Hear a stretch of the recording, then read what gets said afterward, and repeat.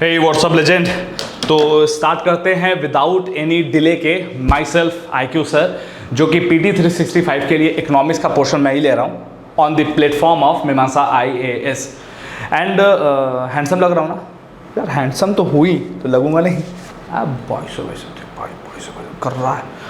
Okay, let's start with the brand new topic. जैसा कि आपको पता है कि कल वाले क्लास में सिर्फ और सिर्फ मैं एक टॉपिक को कंप्लीट करा पाया था, लेकिन ये वाली क्लास में पूरा क्लास फाइनल हो जाएगा। This is my guarantee, Modi ji की तरह। ओके, तो स्टार्ट करते हैं विदाउट एनी डिले। सबसे पहला टॉपिक लेते हैं। ये देखिए, क्योंकि पहला टॉपिक हम लोग पढ़ चुके थे कि क्रॉस बॉर्डर पेमेंट के बारे में, तो उसके बाद दूसरा टॉपिक है security and exchange board of India के बारे में। अब security and exchange board of India क्यों न्यूज में है उसके बारे में जानने की कोशिश करते हैं। तो सबसे पहले देखो न्यूज में क्यों है। न्यूज क्या है कि रिसेंटली सेबी ने एक लॉन्च किया है investor risk reduction access platform at Bombay stock exchange.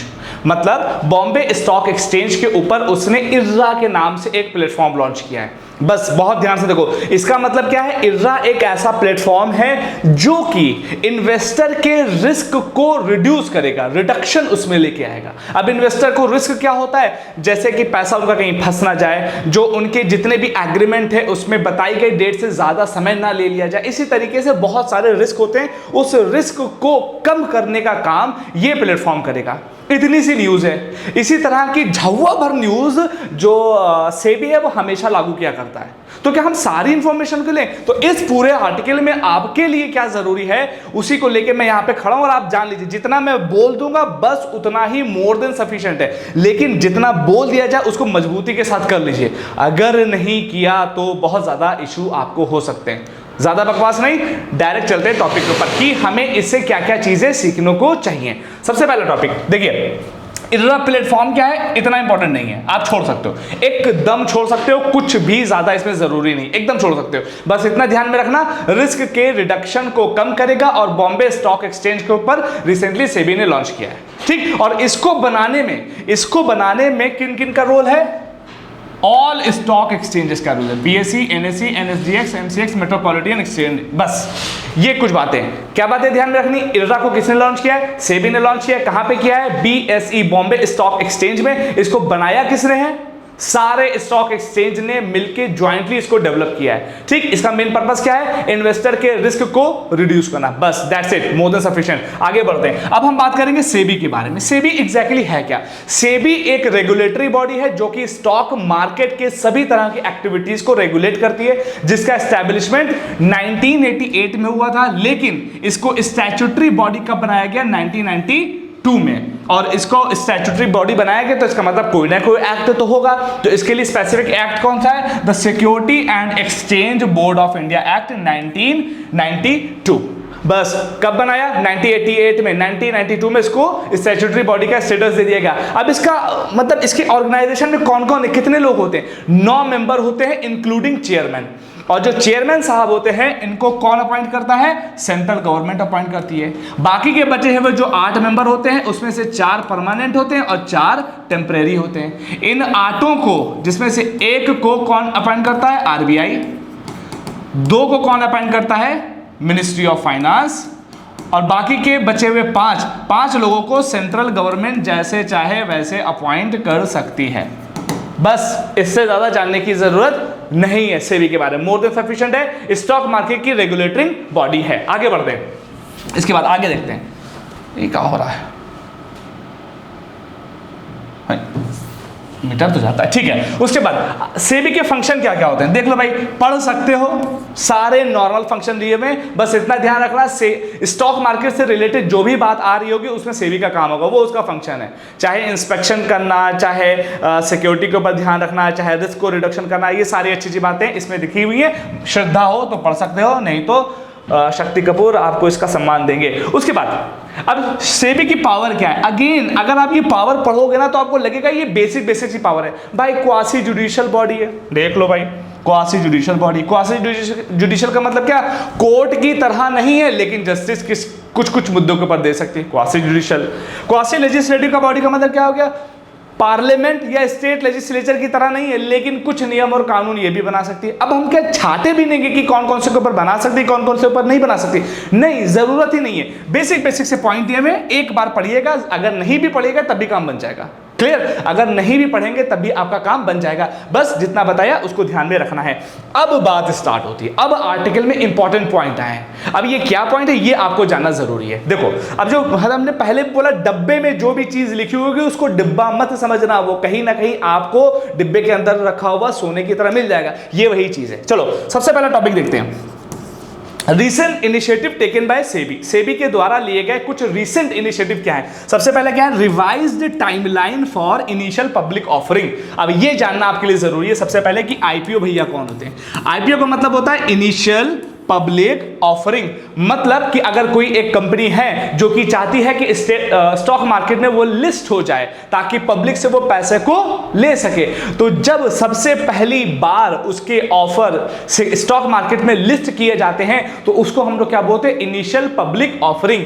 पहले क्या होता था कि जिस दिन लिस्टिंग होती थी, मतलब कि उसकी जो ट्रांजैक्शन डेट होती थी उससे के 6 दिन बाद तक ये प्रोसेस फाइनल होता था, लेकिन अभी क्या हुआ है कि इसको कम करके T+3 कर दिया गया है। मतलब कि जिस दिन ट्रांजैक्शन डेट होगी उससे अब 6 दिन नहीं बल्कि 3 दिन में ही आपका काम हो जाएगा। यहां पर आप देखो, T का मतलब क्या होता है, यहां का T का मतलब होता है ट्रांजैक्शन डेट, मतलब कि जिस दिन आपका ट्रांजैक्शन हुआ हो। मान लीजिए कि आज मंडे है, ठीक, तो T+3 लिखा हुआ है, तो मंडे तो T हो गया, ट्यूसडे, वेडनेसडे एंड थर्सडे, मतलब थर्सडे का आपका जो भी ट्रांजैक्शन होगा वो क्लियर होगा।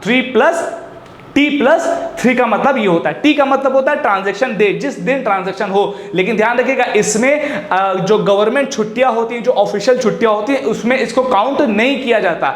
मतलब कि जैसे मंडे का आपका ट्रांजैक्शन हुआ तो T+3 के अकॉर्डिंग आपका ट्रांजैक्शन फाइनल कब होगा, ट्यूसडे, वेडनेसडे, थर्सडे।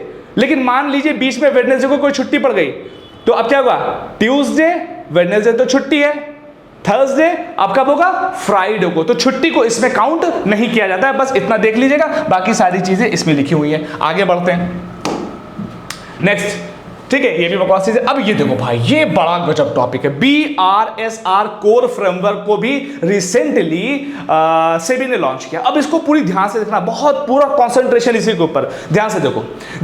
सेबी ने ये बोला कि जो स्टॉक मार्केट है, जो आपका स्टॉक मार्केट है, उसमें लिस्टेड जितनी भी कंपनियां, क्या उसमें लिस्टेड जितनी भी कंपनी हैं, उसमें लिस्टेड जितनी भी कंपनी हैं, उनके वैल्यूएशन के आधार पर, उनकी वैल्यूएशन के आधार पर जो शुरुआत की 1000 कंपनीज हैं, जो शुरुआत की 1000 कंपनीज है, वैल्यूएशन के आधार पर। इसका मतलब क्या हुआ कि मान लो कि स्टॉक मार्केट में 4000 से 5000 कंपनियां लिस्टेड है और उसमें वैल्यूएशन के आधार पर, तो सबसे नंबर 1 पे पता चला टाटा की कंपनी, तो टाटा की वैल्यूएशन लाखों करोड़ों में, उसके बाद रिलायंस की, उसके बाद अडानी की, मतलब एक मैं एग्जाम्पल ले रहा हूं।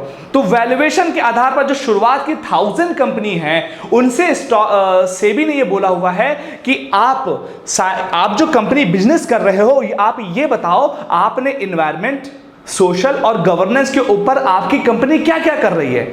एनवायरमेंटल, सोशल एंड गवर्नेंस के ऊपर आपकी कंपनी क्या क्या कर रही है, इसके बारे में मुझे रिपोर्ट दो। इसके बारे में आपकी कंपनी क्या कर रही है मुझे रिपोर्ट दो, और ये मैंडेटरी रिपोर्ट है। तो सेबी जब ESG, एनवायरमेंटल, सोशल और गवर्नेंस के ऊपर जो नॉर्मल शुरुआत की जो 1000 कंपनीज है वो क्या कर रही है, उसका डिस्क्लोजर उन कंपनीज से चाहती है, तो उनसे एक रिपोर्ट पे कहती है भैया तुम हमको बताओ तुमने क्या क्या किया, एक रिपोर्ट तुम हमको फाइल करके दो। और उस रिपोर्ट को क्या बोलते हैं, BRSR, मतलब कि business responsibility and sustainability report, ये रिपोर्ट बोलते हैं। 1000 कंपनीज ESG पे क्या कर रही है, उसके बारे में जो रिपोर्ट वो कंपनी सेबी को सबमिट करेंगी, उसको BRSR बोलते हैं। ठीक, यहां तक तो बात क्लियर है। उसके बाद देखो, अब उसके बाद थोड़ा और अपडेटेड, उससे तगड़ी चीज आ गई।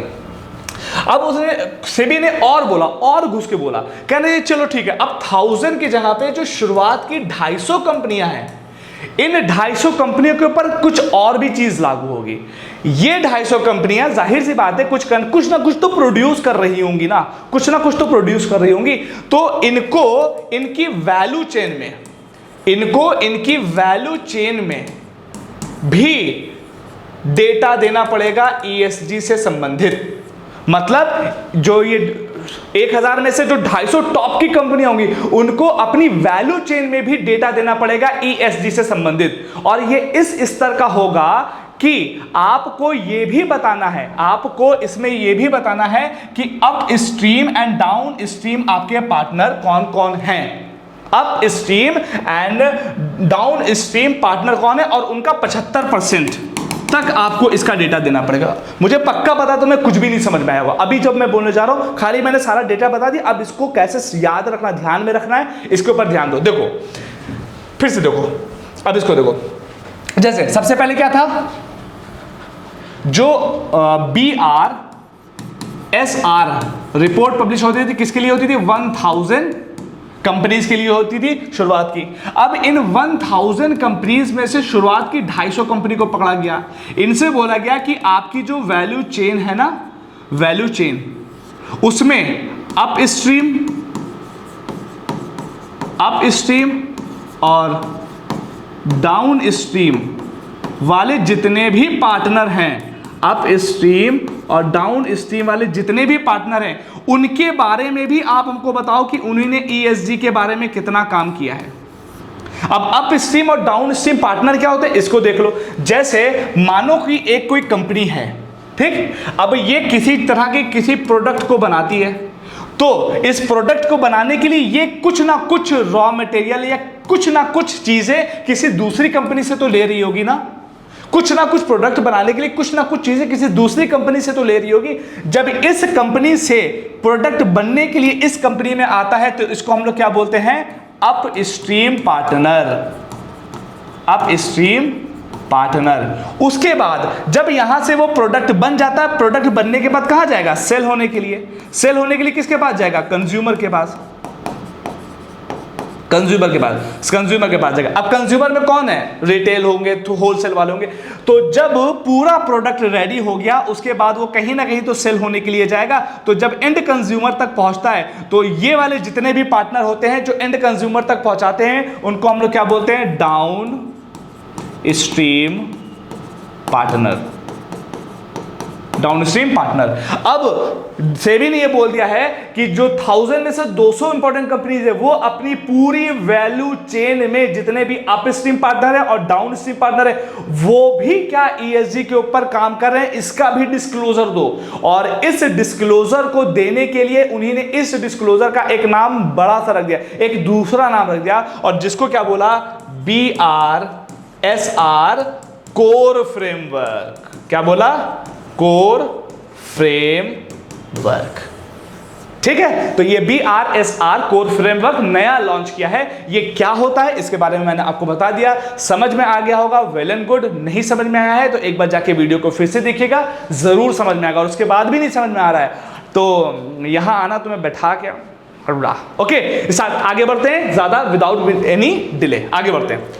अब देखो भैया दिया हुआ डब्बा ट्रेडिंग, डब्बा बॉक्स ट्रेडिंग। देखो आपको पता होता है ना कि जो ट्रेडिंग होती है, देखो जो स्टॉक मार्केट है, ध्यान से देखो, ऐसा पैसा बनवाना भी सिखा देंगे। ध्यान से देखना, पैसा बनवाना ऐसा टीचर मिलेगा नहीं। और सुन लो भैया, अगर सच्ची में मन है IAS बनने का तो IAS बनो, वरना जाके कोई बढ़िया सा बिजनेस या स्टार्टअप करो, वो आपके लिए ज्यादा इंपॉर्टेंट है। हर कोई IAS नहीं बनने आया है, ध्यान लगाओ। फिलहाल देखो स्टॉक मार्केट में कैसा पैसा बनाया जाता है। देखो स्टॉक मार्केट जो होता है उसमें दो तरह की चीजें होती हैं, एक होता है इन्वेस्टमेंट और एक होता है ट्रेडिंग। होता तो बहुत कुछ है लेकिन बेसिक सी चीज बता रहा हूं। इन्वेस्टमेंट का मतलब होता है कि जब आप कभी लॉन्ग टर्म के लिए सोच रहे हैं कि आपके पास मान लो 2 लाख रुपए 20 लाख रुपया है और आपने सोचा कि मैं कहां पे डालूं, बैंक में रखूंगा तो मुझे कुछ पर्टिकुलर अमाउंट मिलेगा, म्यूचुअल फंड में डालूंगा तो मुझे थोड़ा सा मिलेगा। एक काम करता हूं, किसी कंपनी के शेयर ले लेता हूं और उसमें इन्वेस्ट कर देता हूं, किसी कंपनी के शेयर ले लेता हूं और उसमें इन्वेस्ट कर देता हूं। तो जब उस तरीके का लॉन्ग टर्म का इन्वेस्टमेंट किसी कंपनी में आप करना चाहते हैं तो उसको हम लोग क्या बोलते हैं? इन्वेस्टमेंट। लेकिन आपके पास मान लो बहुत ज्यादा अमाउंट नहीं है और इन्वेस्टमेंट थोड़े बड़े अमाउंट पे ही अच्छा लगता है। मान लीजिए आपके पास बहुत ज्यादा अमाउंट नहीं है। अब इस सिचुएशन में आप क्या करते हो? जो भी छोटा अमाउंट है, जैसे मान लो 10,000 से लेके 50,000 के बीच में, आप क्या काम करो कि लॉन्ग टर्म में पैसा स्टॉक मार्केट में मत लगाओ, शॉर्ट टर्म में आप पैसा लगा के कुछ समय के लिए आपने पैसा डाला और उस पैसे को थोड़ी समय के बाद निकाल लिया, अपना प्रॉफिट बनाया और निकाल लिया। जब शॉर्ट टर्म के लिए पैसा लगाया जाता है और वहां से पैसा बनाने के बाद उसको वापस निकाल लिया जाता है, तो इस प्रोसेस को ट्रेडिंग बोलते हैं। और ट्रेडिंग भी कई तरह की होती है, कभी कभी एक एक दिन के लिए होती है, कभी 3 से 4 दिन के लिए होती है, कभी कभी एक वीक के लिए होती है, 14 दिन के लिए होती है, 1 साल से कम के नीचे वाले जितने भी ट्रेड होते हैं उसको हम लोग ट्रेडिंग के नाम से जानते हैं। इसके जरिए से पैसा बनता है। क्या मैंने वर्ड यूज किया? ट्रेडिंग। ट्रेडिंग क्या होता है? ट्रेडिंग। अब ये ट्रेडिंग जब स्टॉक मार्केट पे होगी तो ये ऑफिशियल होती है और ये इसकी सारी इंफॉर्मेशन सेबी के पास होती है। लेकिन अगर इसी तरह की कोई ट्रेडिंग स्टॉक मार्केट के प्लेटफॉर्म पे हो, बाहर ही हो रही है, मतलब कुछ अता ही पता नहीं है, सेबी को कुछ अता ही पता नहीं किस तरह के ट्रांजैक्शन, कुछ पता ही नहीं है, तो इस तरह की जो ट्रेडिंग होती है उसको हम लोग क्या बोलते हैं? डब्बा बॉक्स ट्रेडिंग। और इसी के ऊपर नेशनल स्टॉक एक्सचेंज जो है वो गया है गुस्सा और उसने एक नोटिस इशू कर दिया है। तो डब्बा ट्रेडिंग या बॉक्स ट्रेडिंग का मतलब क्या होता है? ऐसी ट्रेडिंग जो कि स्टॉक मार्केट के प्लेटफॉर्म पे नहीं हो रही है बल्कि outside the ambit of stock market हो रही है, then this particular type of trading is known as dabba trading.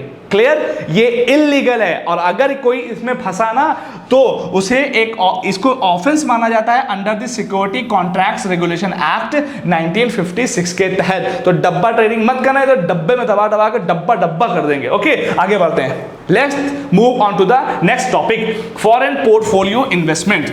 देखो न्यूज पढ़ते हैं, क्यों भैया न्यूज में है? अगेन एनर्जी के साथ एकदम एनर्जी डाउन नहीं हो रही है, धमाधम एनर्जी, ट्राइसेप तगड़ा यार है, ट्राइसेप तगड़ा है ना, मजबूत है। फिलहाल foreign portfolio investment, again SEBI ने क्या काम किया है? सेबी ने रिलीज की है एक consultation paper on framework for mandating additional disclosure for identify high risk portfolio investment. सच्ची बता रहा हूं, अगर समझ में आ जाओगे ना तो अच्छी बात है, नहीं समझ में आया तो तभी तुम यहां पे खड़े हुए। फिलहाल देखो ये न्यूज क्या कहती है कि जो एफपीआई है मतलब फॉरेन पोर्टफोलियो इन्वेस्टमेंट, अब ये फॉरेन पोर्टफोलियो इन्वेस्टमेंट क्या होता है, अभी इसकी गाथा वाथा एंड साथा सब कुछ खोल देंगे, लेकिन फिलहाल अभी ये समझ लो कि जो फॉरेन पोर्टफोलियो इन्वेस्टमेंट होता है वो जनरली सेबी के अकॉर्डिंग 3 तरीके का होता है। क्योंकि ये बहुत ही खतरनाक है, छूओगे तो जल जाओगे, लेकिन ध्यान से थोड़ा सिक्योरिटी के साथ छूइए। तो सेबी के अकॉर्डिंग जो एफपीआई है वो कितने प्रकार का है? 3 प्रकार का होता है। सबसे ज्यादा जिसमें लो रिस्क, कोई रिस्क ही नहीं है लेकिन रिस्क जरूर होगा। दूसरा होता है मॉडरेट रिस्क, भैया थोड़े से ज्यादा रिस्क है। और तीसरा होता है हाई रिस्क। ठीक, क्या होता है? High risk. अब जो ये हाई रिस्क होता है, हाई रिस्क वाले जो एफपीआई होते हैं ना, इसके लिए सेबी ने एक नया कंसल्टेशन पेपर जारी किया है कि भैया ऐसा है कि जो हाई रिस्क वाले एफपीआई हैं वो अपने बारे में ज्यादा इंफॉर्मेशन को डिस्क्लोज करो, ताकि अगर तुम भागो ना तो तुमको हम पकड़ लें, लेकिन पकड़ तो नहीं पाएंगे लेकिन फिर भी तुम्हारे बारे में ज्यादा से ज्यादा जानकारी होनी चाहिए। ये है न्यूज। अब क्या करना है? अब हमें क्या करना है? इससे संबंधित जितनी भी इंफॉर्मेशन है उसके बारे में एकदम गाथा बाथा एंड साथा सब कुछ खोल देना है। अब ये है क्या, सबसे पहले देखते हैं।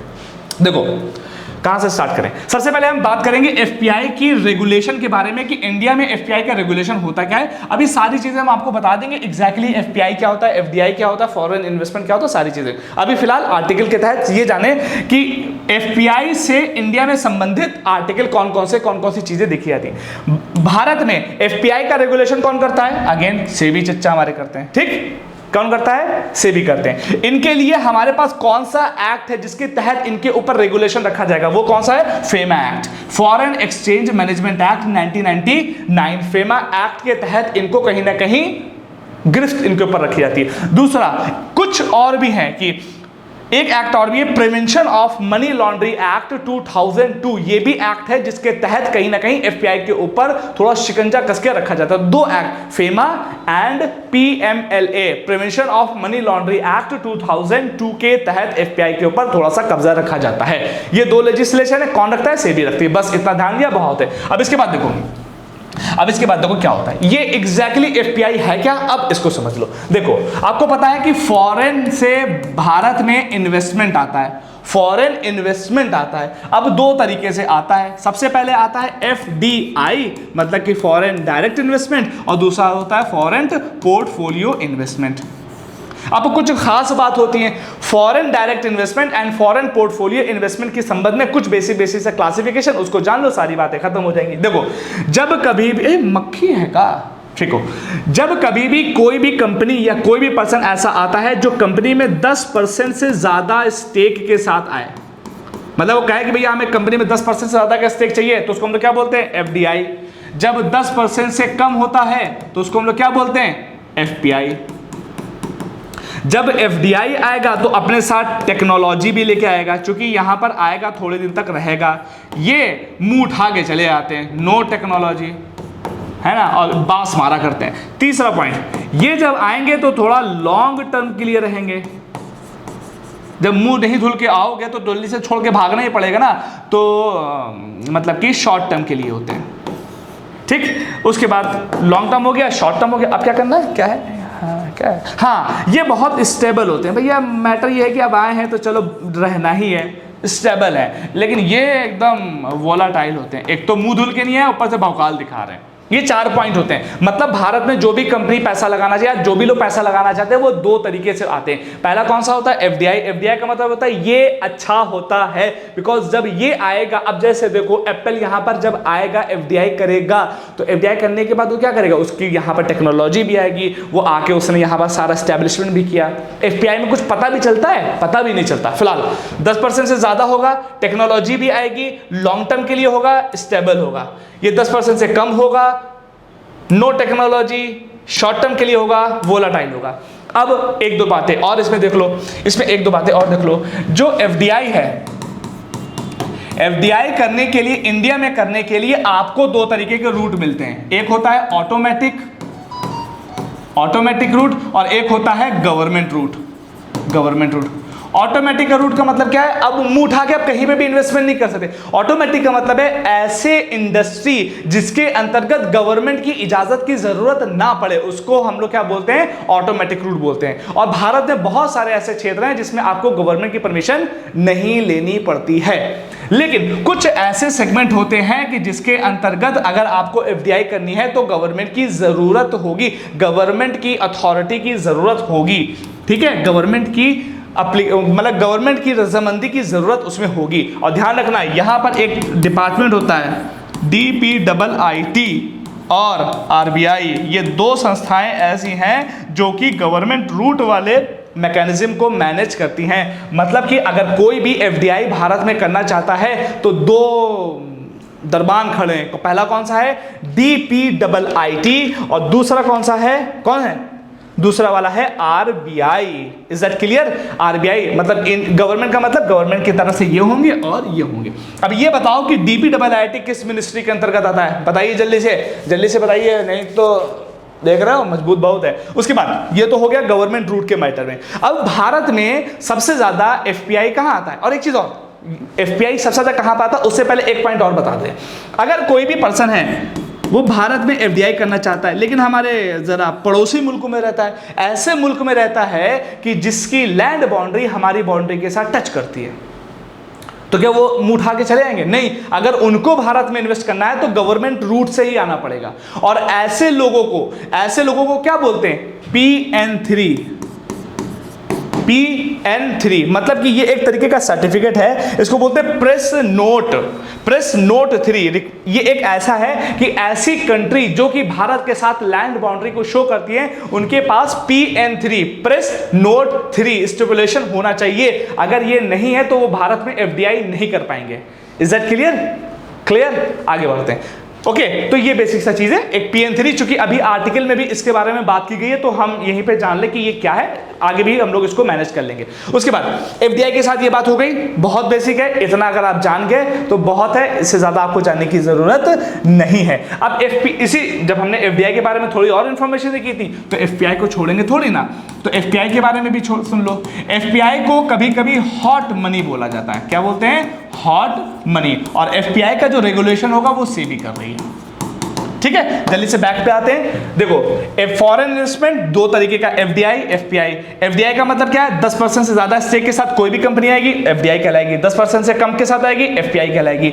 एफडीआई जब आएगा तो टेक्नोलॉजी लेके आएगा, एफपीआई आएगा कोई टेक्नोलॉजी नहीं लाएगा। एफडीआई लॉन्ग टर्म के लिए, ये शॉर्ट टर्म के लिए, ये स्टेबल है, ये वोलाटाइल है। साइमल्टेनियसली कुछ बातें और भी हैं। एफडीआई जो है इंडिया में आने के लिए 2 तरीके के रूट उसमें फॉलो करने पड़ते हैं। पहला होता है ऑटोमेटिक, दूसरा होता है गवर्नमेंट रूट। ऑटोमेटिक वाली में क्या होता है कि सरकार की परमिशन नहीं लेनी पड़ती, गवर्नमेंट में सरकार की परमिशन लेनी पड़ती। सरकार की परमिशन लेने का मतलब क्या है, या तो DPIIT से लो या तो RBI से लो।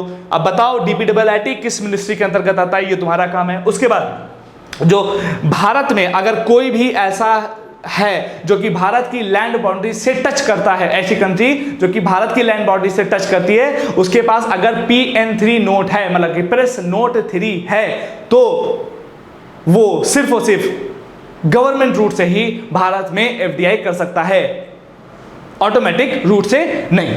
अब ये हो गया FDI के बारे में। थोड़ा सा 2-3 पॉइंट FPI के बारे में जो एक्स्ट्रा है वो क्या है, इसको कभी कभी हम लोग हॉट मनी के नाम से भी जानते हैं, और इसका रेगुलेशन कौन करता है, सेबी करती है। बस आगे बढ़ो, ठीक है। देखो जो जो मैंने बातें बोली सब कुछ लिखा हुआ है, श्रद्धानुसार आप लोग पढ़ देना, और शक्ति को पूर्ण उसको आपको सम्मान देंगे। देखो PN3 देखो आ गया ना, प्रेस नोट 3, वही जो मैंने आपको बताया था। अब होता क्या है, ये देखो आर्टिकल क्या है कि issue identified by FPI। Matter क्या, हम लोगों ने स्टार्टिंग क्यों की थी, जो हाई रिस्क वाली FPI है उसके बारे में कुछ और डिस्क्लोजर देना है। अब FPI से जुड़े हुए प्रॉब्लम क्या होती है, देखो अब हमने क्या बताया था कि अगर कोई PN3 नोट वाला है तो वो गवर्नमेंट रूट से ही FDI करेगा, लेकिन अगर कोई आजू बाजू की कंट्री वाला है उसके और वो FPI करे तो हमें उसके बारे में पता, मतलब उसके लिए कोई FPI से संबंधित कोई रूल ही नहीं है। तो FDI में तो गवर्नमेंट रूट है, लेकिन FPI में किसी भी तरीके का कोई रूल नहीं है, और इसका फायदा कभी ना कभी अलग अलग लोग विवादास्पद तरीकों से कर लेते हैं। तो जो PN3 नोट है वो FDI में तो लग रहा है, लेकिन FPI में नहीं लगता है, इसी वजह से सारी प्रॉब्लम क्रिएट होती हैं। आगे बढ़ते हैं, लिखा हुआ है कि failure to disclose related party transaction. Related party transaction का मतलब क्या होता है, जैसे मानो कि एक कोई कंपनी है, उसकी कोई एक सब्सिडियरी कंपनी भी है, तो इनका जो पर्पस है वही इनका भी पर्पस है। इन्हीं ने कोई ट्रांजैक्शन किया, इसमें जाके मिल गया, इन्हीं ने कोई ट्रांजैक्शन किया, आपस में इन दोनों का मिल गया।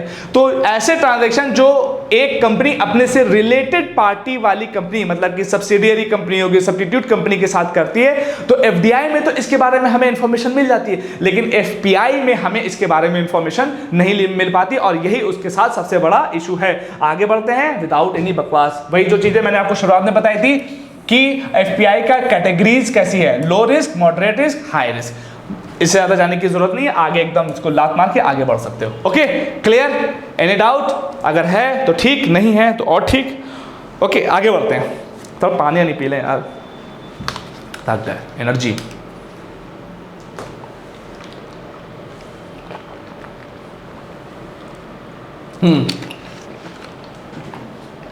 नेक्स्ट टॉपिक क्या है, इसको सफा कर दें।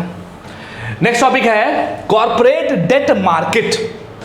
न्यूज क्या है देख लो कि रिसेंटली सेबी ने एक फ्रेमवर्क रिलीज किया है rolling out the corporate debt market development fund के रिस्पेक्ट में।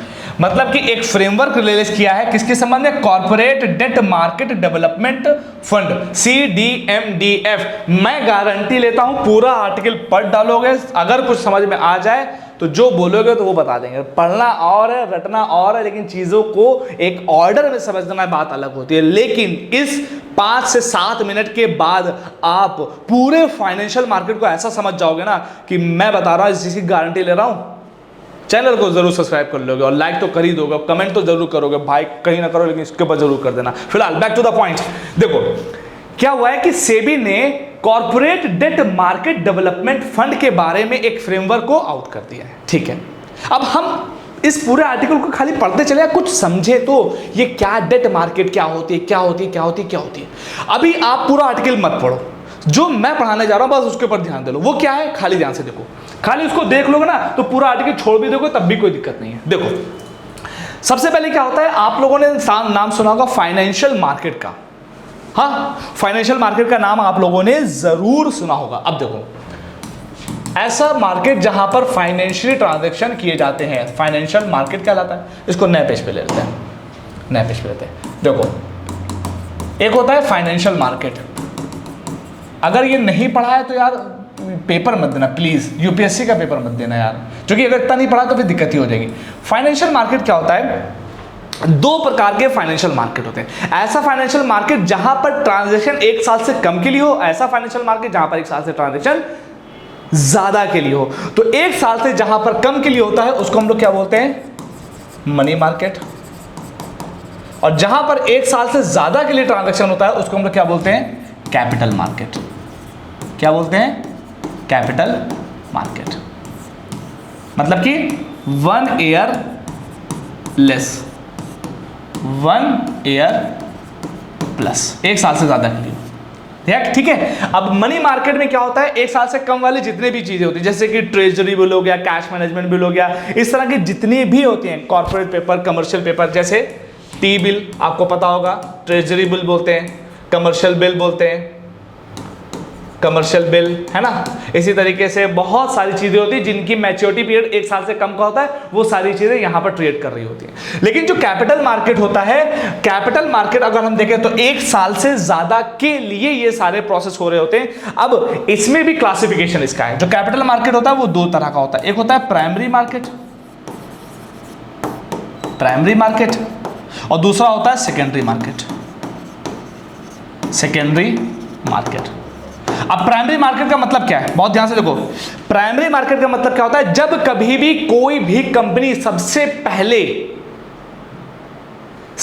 पहले अपनी कंपनी के शेयर को स्टॉक मार्केट में लिस्ट करती है, तो जहां पर करती है उसको हम लोग क्या बोलते हैं? Primary market. इसका एग्जांपल मैं क्या लिख दे रहा हूं? एग्जांपल में आईपीओ ले लो, ठीक। उसके बाद जब आईपीओ लॉन्च हो जाता है तो उसके बाद वो उसके शेयर होते हैं, फिर वो नॉर्मल लोग आपस में एक दूसरे के साथ खरीदने बेचने लगते हैं, कभी खरीदते हैं कभी बेचते हैं। तो वो सारा प्रोसेस कहां पे होता है? वो सेकेंडरी मार्केट में होता है। मतलब कंपनी के शेयर जब सबसे पहले बार मार्केट में, स्टॉक मार्केट में लिस्ट होते हैं, तो वो जिस मार्केट में होते हैं उसको हम लोग क्या बोलते हैं? Primary market. और प्राइमरी मार्केट के बाद ये सारी चीजें कहां पर ट्रेड होने लगती है? वो होती है सेकेंडरी मार्केट में, ठीक। अगर आप कहीं पे भी जाके खरीदोगे ना, जैसे आप कभी जाओ, कहां जाओ, अब देखो ये पूरे मैकेनिज्म को करने के लिए प्लेटफॉर्म क्या है भाई? स्टॉक मार्केट वाला, ठीक। स्टॉक मार्केट जाओ। अब स्टॉक मार्केट में आप किस जगह पे कर रहे हो? तो हो सकता है कि शायद शेर खान के ऊपर कर रहे हो सकता है ज़ेरोधा के ऊपर कर रहे हो सकता है एंजल वन के ऊपर कर सकते हो सकता है भारत कर रहा है, ग्रो के ऊपर कर रहे हो। अभी जो प्लेटफॉर्म होते हैं ना, ये भी कई तरह के होते हैं। कभी मौका मिलेगा तो इसके बारे में एक्सप्लेन करेंगे। तो ये प्लेटफॉर्म स्टॉक मार्केट में आप करते हो, तो स्टॉक मार्केट एक जगह है जहां पर प्राइमरी मार्केट और सेकेंडरी मार्केट दोनों तरह का ट्रांजैक्शन चल रहा होता है। अब यहां पे एक बात गौर करो, जो कैपिटल मार्केट है यहां पर हम क्या कर रहे हैं? अभी क्या ट्रेड कर रहे हैं? शेयर्स कर रहे हैं, मतलब कि इक्विटी कर रहे हैं। बहुत ध्यान से देख, क्या कर रहे हैं? इक्विटी कर रहे हैं। अब इक्विटी का मतलब क्या होता है कि एक कंपनी है, कंपनी के शेयर के आप मालिक हो गए हो, तो कंपनी अगर प्रॉफिट कमाएगी तो आपको भी प्रॉफिट मिलेगा, कंपनी का अगर लॉस होगा तो आपको भी लॉस होगा। लेकिन सेम मार्केट में एक दूसरे तरह का भी ट्रेड हो रहा होता है, एक दूसरे तरीके का ट्रेड हो रहा होता है। सेम मार्केट में एक दूसरे तरीके का भी ट्रेड हो रहा होता है, जहां पर शेयर्स या इक्विटी को ना ट्रेड करके डायरेक्टली डेट के बारे में बात हो रही होती है। डायरेक्टली डेट मतलब कि उधार के बारे में बात हो रही होती है। समझ में आ रहा है? तो कंपनीज कभी कभी अपने शेयर को बेच के पैसा कमाती हैं और कभी कभी मार्केट में जाके उधार ले रही होती हैं। अब ये कंपनीज भी करती हैं, गवर्नमेंट भी करती है। ध्यान से देखो, तो जो डेट होता है जो कि इसी मार्केट में ट्रेड हो रहा है, देखो मैं फिर बता दूं कि जो मार्केट होती है, खासकर जो कैपिटल मार्केट है, कैपिटल मार्केट है, कैपिटल मार्केट में जो कंपनियां या गवर्नमेंट होती है वो 2 तरीके से काम करती हैं। एक होता है जब वो अपनी इक्विटी को सेल कर रही होती हैं, और एक होता है जब वो उधार ले रही होती हैं। जब इक्विटी को करेंगी तो इक्विटी के ऊपर जो प्रॉफिट होगा वो तो कस्टमर को मिलेगा, लेकिन डेट के ऊपर कस्टमर को सिर्फ और सिर्फ डेट से मतलब है। मतलब कि कोई आएगा, वो उधार लेगा और उधार लेने के बाद आपसे वो पूछेगा इस उधार के ऊपर मैं आपसे इंटरेस्ट चार्ज करूंगा। तो जब उधार लिया जाता है, जब कंपनीज बड़े बड़े कॉर्पोरेट उधार लेते हैं और जिस प्लेटफॉर्म के ऊपर लेते हैं, जिस मार्केट में ले रहे होते हैं, उसी को हम लोग क्या बोल देते हैं? Debt market. मतलब यहां पे शेयर नहीं है, डायरेक्ट उधार ले रहे हैं, डेट मार्केट बोलते हैं। और डेट मार्केट में 2 तरह के लोग इसमें ट्रांजैक्शन कर रहे होते हैं। सबसे पहले कौन होता है? कभी कभी इसमें गवर्नमेंट भी उधार लेती है मार्केट से, और कभी कभी कौन लगते हैं? Big corporate entity. तो तो जब कॉर्पोरेट लेते हैं तो उस मार्केट, जब इसी मार्केट से जब कॉर्पोरेट एंटिटी उधार लेती है तो उस वाले सेगमेंट को हम लोग क्या बोलते थे, कॉर्पोरेट डेट मार्केट, और जब गवर्नमेंट लेगी तो गवर्नमेंट डेट मार्केट। ध्यान से देखो, ध्यान से देखना कि जो गवर्नमेंट उधार ले रही होती है तो इसको रेगुलेट करने का जो मैकेनिज्म होता है, जब गवर्नमेंट उधार ले रही होती है, बड़े उधार ले रही होती है, तो इसको रेगुलेशन कौन करता है, आरबीआई। लेकिन जब कॉर्पोरेट मार्केट, कॉर्पोरेट वाले डेट ले रहे होते तो इसको रेगुलेट करने का काम कौन करता है, सेबी। इस बात का आप लोग जरूर ध्यान में रखिएगा। बात समझ में आई? तो अगर मैं लॉन्ग स्टोरी को शॉर्ट करूं, पहले डेट मार्केट के बारे में बोल दूं, शुरुआत से बात करता हूं, शुरुआत से बात कर लेता हूं। देखो फाइनेंशियल मार्केट दो तरीके से, जब कभी भी पैसों का लेन देन एक साल से कम के लिए हो तो उसको हम लोग क्या बोलते हैं, मनी मार्केट। जब एक साल से ज्यादा के लिए हो तो उसको हम लोग क्या बोलते हैं, क्या बोलते हैं, कैपिटल मार्केट बोलते हैं। और एक चीज यहां पे ध्यान रखो, मनी मार्केट को मैनेज करने का काम आरबीआई करती है। क्लियर? मनी मार्केट को मैनेज करने का काम आरबीआई करती है, और कैपिटल मार्केट को मैनेज करने का काम पूरे तरीके से आरबीआई नहीं करके बल्कि सेबी करती है, लेकिन थोड़ा बहुत इसमें आरबीआई का भी रोल होता है। अभी कैसे होता है वो बताता हूं। तो कैपिटल मार्केट में एक साल से ज्यादा के लिए ट्रांजैक्शन होगा, एक साल से ज्यादा के लिए ट्रांजैक्शन होगा। तो देखो जो कैपिटल मार्केट होती है उसमें दो तरीके से ट्रेड होता है, एक तो या तो इक्विटी को बेचा जाएगा, या तो शेयर को बेचा या खरीदा जाएगा, या तो उधार लिया जाएगा, या तो शेयर को बेचा या खरीदा जाएगा, या तो उधार लिया जाएगा। जब शेयर को खरीदा या बेचा जाता है तो जब सबसे पहले कोई कंपनी मार्केट में अपने आप को लिस्ट करती है तो उसको हम लोग क्या बोलते हैं, प्राइमरी मार्केट। ठीक? और उसकी जब प्राइमरी मार्केट में लिस्ट होने के बाद कंपनी के शेयर ट्रेड करते हैं तो उसको हम लोग क्या बोलते हैं, सेकेंडरी मार्केट। ये बात ध्यान में है, एकदम क्लियर। उसके बाद डेट वाले को देखते हैं। जब डेट गवर्नमेंट, जब डेट कैपिटल मार्केट से गवर्नमेंट लेती है तो उसको रेगुलेट करने का काम कौन करता, आरबीआई। लेकिन जब डेट मार्केट से कॉर्पोरेट लोग डेट ले रहे होते हैं तो उसको रेगुलेट करने का काम कौन करता है, सेबी। अब आते हैं न्यूज के ऊपर। आई थिंक यहां तक चीजें क्लियर। अब न्यूज पे आते हैं, और न्यूज अब क्या कहना चाहती है, न्यूज क्या कहना चाहती है, ये जो बता रहा हूं। देखो कॉर्पोरेट डेट मार्केट दिखा, कहां पे, कॉर्पोरेट डेट मार्केट। तो कॉर्पोरेट डेट मार्केट में को मैनेज करने के लिए, कॉर्पोरेट डेट मार्केट को कहीं ना कहीं मैनेज करने के लिए एक नया तरीके का फंड एस्टैब्लिश किया है। किसने, सेबी ने एस्टैब्लिश करने जा रही है, उसी के बारे में न्यूज है। और फंड का नाम क्या, corporate debt market development fund. ठीक है? किसको, कॉर्पोरेट डेट मार्केट को, गवर्नमेंट वाली डेट मार्केट को नहीं, कॉर्पोरेट डेट मार्केट को अच्छे तरीके से मैनेज करने के लिए एक तरीके का फंड जो है, उसके लिए एक फ्रेमवर्क को रिलीज किया है। किसने, सेबी ने। अब देखो इस फंड के बारे में कुछ हम बात कर लेते हैं। फंड क्या है कि CDMDF establishes as an alternative investment fund. ये एक तरीके के अल्टरनेटिव इन्वेस्टमेंट फंड की तरीके से लागू किया गया है, जो कि परचेज करेगा investment grade corporated debt security during market stress. मतलब कि अगर मार्केट में स्ट्रेस आ जाता है तो इसमें एक अल्टरनेटिव इन्वेस्टमेंट फंड को एस्टैब्लिश किया गया है, जिसका काम क्या होगा, जब स्ट्रेस आए मार्केट में तो investment grade corporate debt securities को वो परचेज कर ले। अब यहां पे दो चीजें जानना आपके लिए जरूरी है, what is alternative investment fund and what is investment grade corporate debt securities. बहुत ध्यान से, what is alternate investment fund का मतलब क्या होता है, ऐसा इन्वेस्टमेंट फंड जो कि इंडिया में बनाया गया हो और इसमें प्राइवेट, इंडिया में बनाया गया हो और इसमें प्राइवेटली लोग अपना पैसा पूल करें। जैसे अब प्राइवेटली लोग कौन होंगे, यहां पर दो तीन तरह के लोग होते हैं। एक होता है एंजल इन्वेस्टर, इसमें होंगे एंजल इन्वेस्टर, और कभी कभी वेंचर कैपिटलिस्ट इसमें होते हैं। तो देखो ये जो फंड बनाया गया है इसमें पैसा कहां से आएगा, ये एक ऑल्टरनेटिव इन्वेस्टमेंट फंड की तरीके से बना है।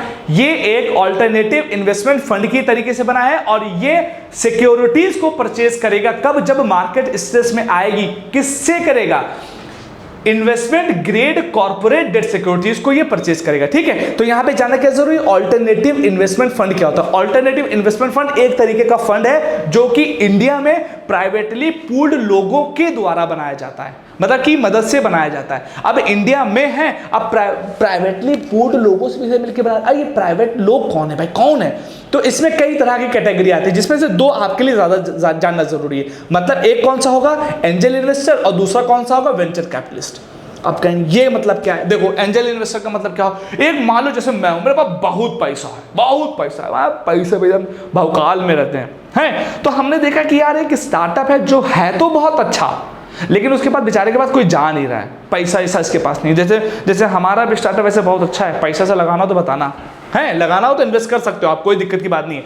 देखो तो ऐसे लोग जिनके पास अपना खुद का पैसा है और बहुत है, और उन्हीं ने देखा कि कोई एक स्टार्टअप ग्रो कर रहा है, लेकिन ग्रो इस वजह से नहीं कर पा रहा क्योंकि उसके पास पैसा नहीं है, उसके पास सीड फंडिंग नहीं है, उसके पास नया पैसा नहीं है। तो उस समय वो बंदा आएगा, कहेगा भैया तुम्हें पैसे की जरूरत है, मैं एक परा हूं, मैं एक परी हूं, लो तुम पैसे अभी ले लो, आगे चल के अपनी कंपनी का छोटा सा हिस्सा हमको दे देना, मन हो तो दे देना, मन हो तो ना भी देना, चलेगा सब कुछ, लेकिन तुम पैसे ले लो। लेकिन हम इतने अच्छे नहीं कि तुमसे स्टेक ना ले, तुम हमें एक काम करना, शेयर अपने दे देना। तो जो कोई भी पर्सन परी बन के या परा बन के आता है और ऐसे स्टार्टअप को बिना किसी टर्म्स एंड कंडीशन के, मतलब कि टर्म्स एंड कंडीशन दोगी, थोड़ी बहुत टर्म्स एंड कंडीशन के बाद अपने पास से अपना पैसा देता है, तो ऐसे इन्वेस्टर को हम लोग क्या बोलते हैं? Angel investor. अब इसके बरक्स वेंचर कैपिटलिस्ट क्या है? वेंचर कैपिटलिस्ट क्या होता है? ये खड़ूस है, पैसा कमाना है। होता क्या है कि कोई एक, जैसे मैं वेंचर कैपिटलिस्ट, हम कहेंगे भैया ऐसा है, तुम्हें पैसा कमाना है, तुम्हें पैसा कमाना है, तुम्हें पैसा कमाना है, तुम लोग एक काम करो, सारा पैसा हमको दो, और ये पैसा मैं लूंगा और जाके कहीं पर इन्वेस्ट करूंगा, जहां पर भी इन्वेस्ट करूंगा बहुत सारा रुपया बनाऊंगा। जैसे मान लो मैंने तुमसे बोला कि तुम मुझे पैसा दो, तुम मुझे पैसा दो, तुम मुझे पैसा दो, और मैं तुम सबको 6% एक्स्ट्रा करके दूंगा, लेकिन वो जो पैसा है वो मैं कहां लगा रहा हूं मुझसे मत पूछना। मैं जाऊंगा कहीं पे भी लगाऊंगा, 6% है, 10% है, 20% मैं वहां से कमाऊं, तुमको कितना देना है? 6%। अगर मैंने 20% कमा लिया तो 14% अपन का। तो ऐसे लोग क्या होते हैं? वेंचर कैपिटलिस्ट होते हैं। अब देखो इनको तो देना है ना सामने वाले को, इनका खुद का तो पैसा नहीं है। तो ऐसे लोग जो दूसरे लोगों से पैसा पूल करवाते हैं और उसको जाके कहीं दूसरी जगह पे इन्वेस्ट करते हैं बहुत तगड़ी वाली टर्म्स एंड कंडीशन पे, उन लोगों को हम लोग क्या बोलते हैं? वेंचर कैपिटलिस्ट बोलते हैं। और इस तरह के इन्वेस्टमेंट को क्या बोलते हैं? Venture capital investment. बात समझ में आई कि नहीं आई? तो हमारा जो, अब ये भी प्राइवेट है, एंजल भी प्राइवेट थे, वेंचर भी प्राइवेट है, इन लोगों से पैसा लिया जाएगा, एक फंड में डाला जाएगा जो कि AIF है, जो कि प्राइवेटली पूल्ड फंड है। और यही AIF की तरह से कौन सा फंड बना है? Corporate debt market development fund. इसका मतलब क्या होगा? जब कभी भी मार्केट स्ट्रेस में आए तो वो उन कंपनीज, उन कॉर्पोरेट एंटिटीज से उनकी सिक्योरिटी को परचेज कर लेगा जो कि इन्वेस्टमेंट ग्रेड है। अब ये क्या बवाल है? ऐसे कॉर्पोरेट एंटिटी जो कि अपने क्रेडिट के ऊपर बहुत साफ सुथरी होती हैं और जिनकी रेटिंग बी की वाई नहीं बी रेटिंग ज्यादा है। ऐसी कॉर्पोरेट एंटिटी जिनकी रेटिंग BBB या उससे ज्यादा है, उससे अच्छी है, उन लोगों, और वो अपनी क्रेडिटनेस के ऊपर, अपनी क्रेडिट वर्दीनेस के ऊपर खरी उतरी हैं, तो जब कभी मार्केट में स्ट्रेस आएगा और इनकी सिक्योरिटीज में दिक्कत आएगी तो तुम्हारा भाई CDMDF जो कि एक ऑल्टरनेटिव इन्वेस्टमेंट फंड है, वो मार्केट स्ट्रेस में तुम्हारी सिक्योरिटी को परचेज कर लेगा। बात समझ में आई कि नहीं आई? नहीं आई है तो ठोको ताली मतलब कमेंट करो, सेक्शन करो, बढ़ते रहो, ठीक। बाकी कुछ नहीं पढ़ना, ऐसे काट दो, कुछ भी नहीं पढ़ना, ऐसे काट दो भाई। थोड़ा सा पढ़ना है, इसमें थोड़ा सा पढ़ना है, समझने की दिक्कत नहीं, बाकी मैंने तुमको बता दिया। इसमें बस एक चीज ध्यान रखो।